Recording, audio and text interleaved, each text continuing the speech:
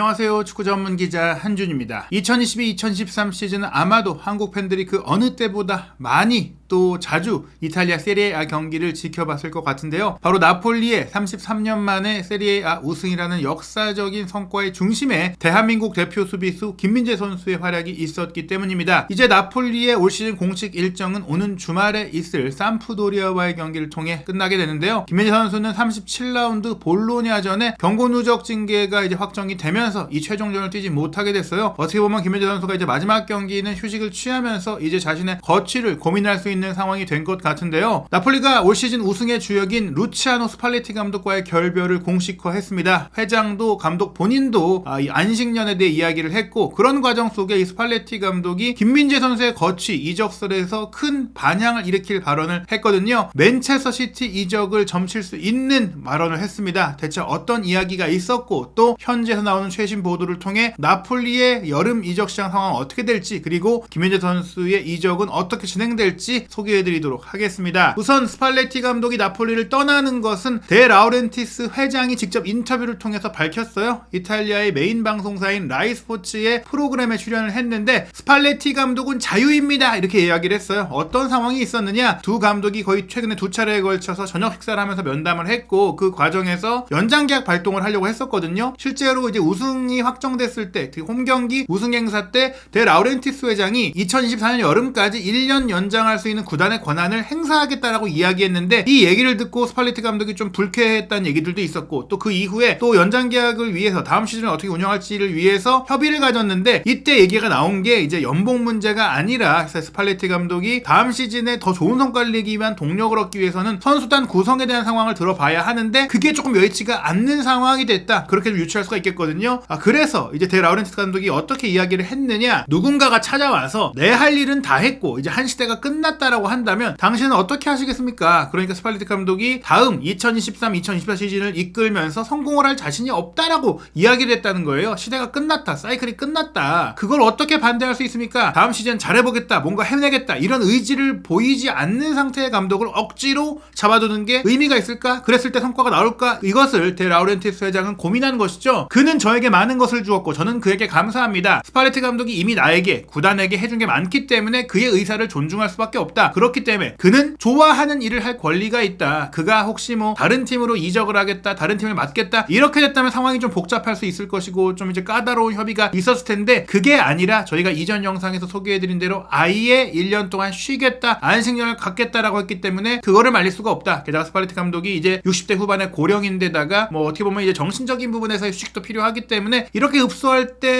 데 라우렌티스 회장이 그럴 수 없다, 우리는 조항을 갖고 있다, 1년 더 해야 된다, 이렇게 할 수는 없는 것입니다. 그러다 보니까 이제 데 라우렌티스 회장이 리빌딩을 하겠다라고 밝혔는데, 이런 우려의 시선, 스팔레티 감독도 나가고 또 일부 핵심 선수들이 떠날 수 있는 그런 상황에 대해 이제 이탈리아 언론에서 우려하니까 이렇게 이야기를 했어요. 지난해 6월에도 기자회견에서 우리는 중요한 많은 선수들을 내보냈습니다. 그 당시에 기자들이 올 시즌의 목표를 물었을 때 저는 스쿠데토라고 말했는데요. 그 말에 대해서는 사실 스팔레티 감독조차도 충격을 받았습니다. 우리가 어떤 선수를 영입할지 몰랐기 때문이죠. 즉 베테랑 선수들, 검증된 선수들이 떠났지만 흐비차 크바라첼리아 그리고 김민재라는 선수를 영입하면서 이 두 선수가 공격과 수비에 있어서 팀의 핵심적인 역할을 했고, 팀의 나머지 선수들까지 끌어올리는 상승 효과를 내면서 나폴리가 이제 기적같은 스쿠데토를 이룬 것이잖아요. 즉 떠나는 인물들이 있어도 적절한 대체 선수들, 대체 감독들을 데려온다면 해낼 수 있다, 뭐 이런 얘기예요. 그러면서 이제 스팔레티 감독에 대해서는 젊은 선수들, 특히 이제 크바라첼리아와 김민재 선수를 얘기하는 것 같은데요. 젊은 선수들에게 훌륭한 감독이었습니다. 그는 시즌을 잘 치를 수 있는 특별한 선수들을 얻기도 했지만 그들이 더 발전하도록 도왔습니다. 즉 우리가 좋은 선수들을 뭐 잘 영입했다, 유망한 선수들, 잠재력 있는 선수들을 잘 영입한 것도 맞지만 그 선수들을 잘 쓰고 키워낸 것도 스팔레티 감독의 공이다라고 이제 좋게 이야기를 한 것입니다. 그리고 스팔레티 감독도 이제 올해 이탈리아 감독상을 수상을 했거든요. 그 시상식 현장에서 자신의 거취에 대한 보도들에 대해서 인정을 했고 직접 이야기를 했어요. 바로 이런 이야기였습니다. 때로는 애정이 너무 크기 때문에 떠나기도 합니다. 이제 저는 나폴리가 받아야 마땅할 자격 있는 것들을 줄 수 없다고 생각을 해요. 저에게 저에게는 휴식이 필요합니다. 너무 지쳤어요. 조금은 쉴 필요가 있습니다. 저는 나폴리뿐 아니라 다른 팀에서도 감독을 맡지 않을 것입니다. 앞으로 1년 동안 아무것도 하지 않을 겁니다. 사실 유벤투스 감독설이 있었는데 유벤투스가 다시 한번 승점 삭감 징계를 받게 되면서 챔피언스리그 진출이 어려워졌고 구단 운영 예산도 어려워졌고 그런 가운데 알레그리 감독 체제로 유지될 것이다라는 보도들이 나오고 있죠. 물론 지훈톨리 디렉터가 나폴리를 떠나서 유벤투스에 갈 수 있다라는 보도들이 나오고는 있지만 이조차도 아직 100% 확정된 것은 아니고요. 그런 가운데 스팔레티 감독이 나폴리에서의 이런 뜨거운 추억을 안고 있는 가운데 계약 연장 옵션도 있는 상태에서 다른 팀에 간다. 이것은 좀 무리수다. 그래서 본인이 지쳤기 때문에 쉬기 위해서 물러나는 것이다. 그리고 무엇보다 그 이유는 지친 것도 지친 것인데 다음 시즌에는 나폴리가 기대하는 이탈리아 챔피언으로서 뭔가 올라섰을 때 그 이상의 뭔가를 보여줄 수 있는 결과를 낼 만한 자신이 없다. 다시 우승 타이틀을 또 지키는 것 혹은 챔피언스리그 우승을 목표로 한다고 했는데 그걸 이룰 수 있는 자신이 없다라는 거예요. 새롭게 또 한 번 리빌딩을 해야 되는 상황. 무엇보다 김민재 선수가 떠나는 상황에 대한 우려가 크지 않을까 싶은데요. 그런 가운데 나폴리는 빠르게 후임 감독을 결정한 것 같습니다. 볼로냐의 티아고 모타 감독 이야기도 있었고 또 데 라우렌티스 구단주가 콘테 감독이나 벤체스 감독 같은 명장들을 원한다는 얘기들도 있었지만 조건적인 측면이 또 여의치가 않았다고 볼 수 있겠죠. 콘테 감독은 연봉이 너무 비싸고 또 벤체스 감독은 지금 너무 꺾였고 또 모타 감독 같은 경우는 너무 젊다. 그런 가운데 최적임자로 피오렌티나의 빈첸초 이탈리아노 감독이 낙점이 됐다라는 보도가 나왔습니다. 이 보도는 나폴리 소식을 전문으로 다루는 아레아 나폴리가 그동안 많은 보도들을 인용해서 소개했던 매체인데 직접 정보를 얻어서 소개한 것입니다. 나폴리가 올 시즌에 이제 역사적인 스쿠데토를 이루는 과정 속에 이 매체도 규모가 좀 커졌고 또 공신력을 갖추기 시작한 것 같아요. 그러면서 피오렌티나의 성공을 이끈 이탈리아노 감독이 선택됐다라고 했는데 내용을 보면은 매우 공신력 있는 소식통을 통해 들었다고 합니다. 아마 구단 관계자가 아닐까 싶은데요. 데 라우렌티스 회장 같은 경우에는 스팔레티 감독이 나폴리에 부임하기 전부터 여러 시즌 동안 이제 이 이탈리아노 감독을 높이 평가해 왔다고 해요. 지금 당장 한 시즌을 본 게 아니란 얘기죠. 그래서 스팔레티 감독이 오기 전에도 유력한 후보였고 또 이제 최근에 지인들과의 이야기에서 피오렌티나에서 잘한 것뿐 아니라 스페치아 시절부터도 이 감독의 능력을 나는 이제 잘 봤었다라고 이제 이야기를 했다는 얘기들이 있었고 또 지금 피오렌티나가 올 시즌에 컵대 성적도 굉장히 좋았잖아요. 코파 이탈리아 준우승을 차지했는데 그 결승전이 있기 전에 이제 이탈리아노 감독에게 제안을 할 것이다라는 것을 암시했다라고 합니다. 이탈리아노 감독도 사실은 2024년까지 피오렌티나와 계약이 되어 있는데 다만 이제 피오렌티나가 코파 이탈리아 결승 진출에 이어서 현재 유로파 컨퍼런스 리그 결승에 올라 있잖아요. 물론 우승을 할지 안 할지는 모르겠지만 이런 성과만으로도 피오렌티나와의 좋은 관계로 인해 위약금, 보상금 이런 것들 없이 좀 풀어줄 수 있다. 뭐 이런 것들이 있더라도 적정한 수준으로 이야기해서 풀어줄 수 있다. 즉 피오렌티나와 나폴리 협의가 잘 될 수 있다라는 것인데 특히나 이제 데 라우렌티스 회장과 이제 피오렌티나를 운영하는 콤미소의 관계가 훌륭하기 때문에 협상이 쉬울 수 있다. 게다가 일부 선수들까지 확정될 수 있다. 피오렌티나와 나폴리의 선수 교류도 있을 수 있다라고 전망한 것입니다. 그러면서 이제 이탈리아노 감독에 대해 소개하는 부분들이 나오는데요.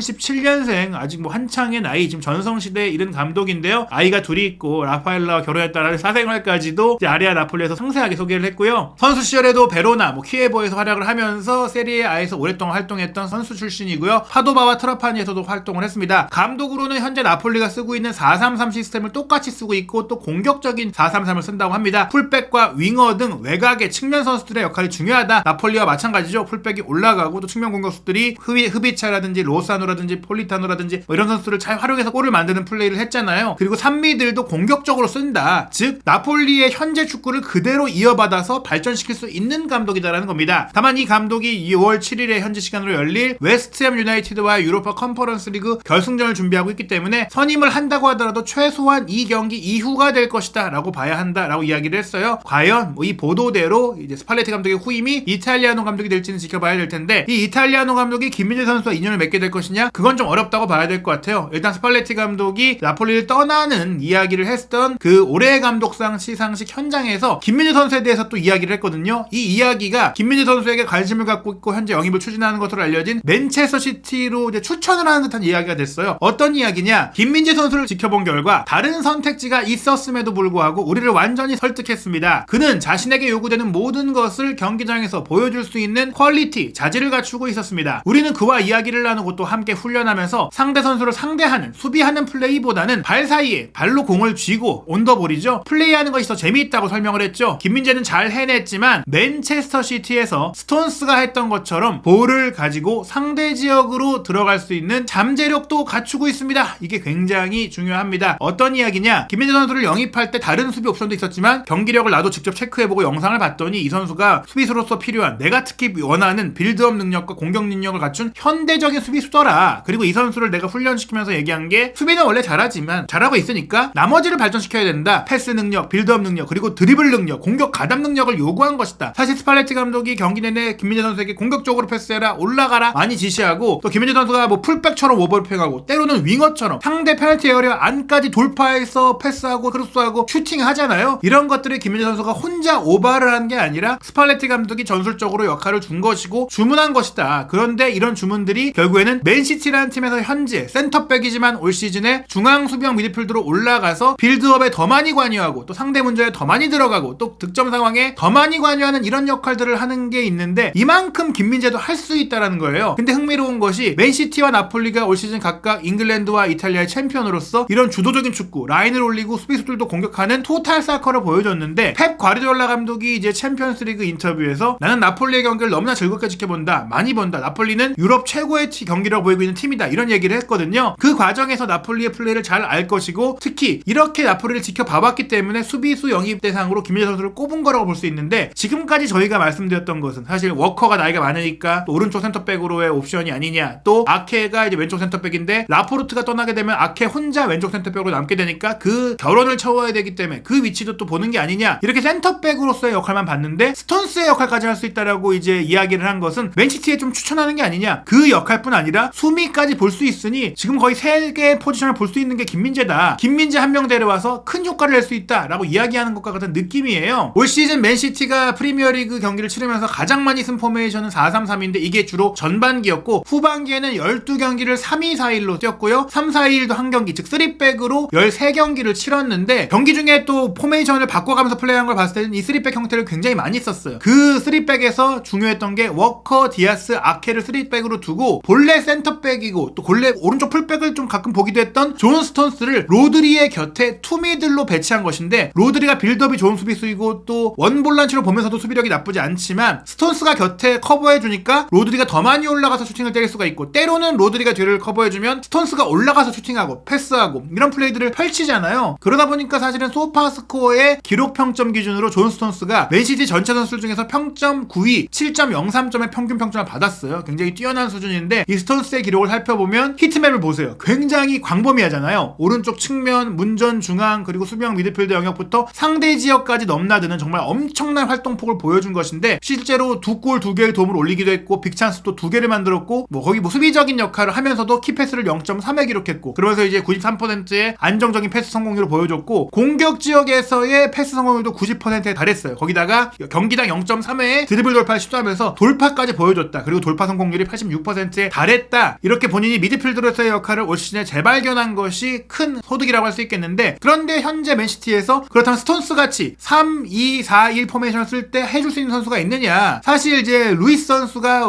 풀백이자 또 인버티드 풀백으로 뛰면서 그 역할을 보긴 했는데 체구도 좀 작고 또 수비적인 아쉬움들이 있잖아요. 김민재 선수를 영입한다면 오른쪽 센터백이자 왼쪽 센터백이자 스톤스의 역할까지 쓸 수가 있다. 실제 김민재 선수의 히트맵을 본다면 반대편으로 왼쪽으로 가 있긴 하지만 스톤스의 역할을 거의 그대로 커버해 줄 수 있죠. 세리에 A에서의 기록도 2골 2도움으로 스톤스와 같고요. 또 패스 성공률 91%, 경기당 키패스 0.3회, 빅찬스 창출도 2회로 비슷한 기록을 남기고 있고, 상대 지역에서의 패스 성공률은 86%로 조금 떨어지긴 하지만 빈도는 더 많다라고 볼 수 있다. 게다가 드리블 성공률은 이제 57%로 낮았고 횟수도 0.1회지만 실제 저희가 경기를 봤을 때는 김민재 선수가 더 많은 이런 돌파와 공격을 할 수 있다는 것을 충분히 두 눈으로 확인하지 않았나 싶습니다. 즉 김민재 선수의 현재 장점을 가장 잘 살리면서 경기할 수 있는 팀은 맨시티라고 볼 수 있겠는데요. 다만 맨시티가 최근에 이제 요시코 그바르디올, 크로아티아 대표 센터백이자 레프트백을 볼 수 있는 이 라이프치히의 선수를 다시금 노리고 있다는 얘기들이 나오고 있는데, 문제는 이 종류죠. 라이프치히가 다음 시즌에 챔피언스리그 진출도 이뤘고 또 1억 유로 이상을 원하고 있기 때문에 너무 큰 돈을 써야 된다. 다만 맨시티가 올 시즌에 벨링엄 영입에는 실패를 했기 때문에 그 포지션에 쓸 돈이 좀 이제 세이브가 됐다라는 점에 있어서 투자할 수 있지 않겠느냐 얘기를 하는데, 그바르디올이 온다고 하더라도 이제 워커, 아칸지가 있는 오른쪽 센터백 라인에 워커가 언제든지 좀 이제 하향세를 탈 수도 있고, 또 부상자가 생길 경우엔 더더욱이나 한 명이 더 필요한 상황, 게다가 말씀드린 스톤스의 자리를 커버할 적임자가 없다면, 물론 케빈 필리스가 있긴 하지만 이 선수가 제대로 경기력을 못 보여주고 있고 또 이적설도 나오고 있잖아요. 그런 상황들을 감안한다면 그바르디올이 못 올 경우엔 김민재 선수를 무조건 영입할 거고, 그바르디올이 온다고 하더라도 이미 바이아웃 금액이 픽스되어 있는 김민재 선수 영입에 계속해서 뛰어들 가능성은 있다라고 볼 수 있겠습니다. 그런 가운데 김민재 선수의 이적 가능성을 높게 점치는 또 하나의 이유는 나폴리의 김민재 선수 영입을 추천했던 전 중국 대표팀의 코치 마달로니 코치가 이탈리아의 라디오 방송에서 했던 이야기 때문이에요. 이분이 리피 사단의 오른팔로서 이제 이탈리아 내에서도 굉장히 엄청난 네트워크를 갖고 있는 저명한 지도자인데, 일단은 스팔레티가 나폴리를 떠나게 된 이유는 선수들이 많이 떠나기 때문이다, 이렇게 이야기를 하면서 김민재 선수 이야기를 하게 되거든요. 어떤 이야기를 했는지 전체 내용 소개해드리도록 하겠습니다. 나폴리의 올 시즌은 여러모로 잊을 수 없는 기억으로 남을 것입니다. 이 환상적인 한 해를 아무도 믿지 않았을 것이며 아마도 스팔레티 감독 자신도 믿지 않았을 것입니다. 그가 지금 작별 인사를 하는 것을 보는 것은 유감이지만 모든 것이 올바른 방향으로 너무 멀리 갔고 반복할 수 없는 시즌으로 남을 수 있다는 느낌이 있습니다. 즉 너무나 올 시즌에 잘했기 때문에 이걸 다시 재현해낼 자신이 없어 보인다. 그러면서 이러한 두려움과 함께 이적 시장에서 몇 명의 선수를 잃는다는 두려움이 그의 선택에 영향을 미쳤을 것입니다. 바로 핵심 선수의 이탈이 우려되고 그걸 대체하기 어렵다. 즉 다음 시즌에 생각보다 크게 무너질 수도 있다. 이런 우려 때문에 스팔레티 감독이 그만둔다는 거죠. 그러면서 이런 얘기를 해요. 가장 큰 실수는 에이전트가 원하는 조항을 받아들인 겁니다. 김민재가 떠나는 것에 대한 질문에 이렇게 대답을 한 거예요. 오늘날 김민재는 세계 최강의 중앙 수비수이며 그 가격으로는 아무도 그를 영입하지 않을 것이라고는 상상할 수 없습니다. 4,800만 유로의 바이아웃 금액이 설정되어 있는데 이 정도 실력이다? 어떤 팀이든지 영입에 나설 것이라는 것이죠. 김민재는 나폴리가 그 누구보다 잃을 위험이 있는 선수입니다. 스팔레티 감독이 떠나게 된 것은 김민재 선수가 떠날 가능성이 크고 대체하기 어렵다고 느꼈기 때문이다 라고 이야기를 한 것이죠. 그러면서 이제 아우렐리오 데 라우렌티스 회장에게 일본 선수를 추천했다고 얘기를 했어요. 그가 일본 선수를 영입한다는 얘기가 있는데, 카마다 다이치 이 미드필더는 사실 AC밀란으로 갈게 유력해요. 좋은 선수가 맞다라고 생각하고 나폴리에 어울린다고 생각하지만 이 선수가 나폴리에 올 선수는 아닙니다. 내 친구인 준톨리 디렉터에게 저는 항상 일본과 한국 리그에 있는 좋은 선수들 몸값도 저렴하니까 관심을 가져보라고 했고요. 그런데 나폴리의 스카우트인 미켈리는 이미 자신이 찾고 있던 것을 찾은 것 같습니다. 저도 그에게 이미 유럽에서 뛰고 있는 젊고 좋은 일본 선수를 추천했습니다. 이름을 밝힐 수는 없어요. 그리고 그 선수인지 확신할 수는 없지만 또 다른 김민재는 되지 못할 것입니다. 김민재 같은 선수를 찾는 것은 불가능합니다. 즉 대안으로 아시아 선수가 오긴 올 텐데 김민재만큼은 못할 것이고 카마다는 아니다. 현재로서 언급되고 있는 선수들이 뭐 쿠보라든지 이토 이로키라든지 이타쿠라 코가 있는데, 쿠보는 사실 레알 소시에드와 함께 할 가능성이 더 높아지고 있는 상태고요. 개인적으로는 이토 이로키가 유력하지 않겠느냐. 이타쿠라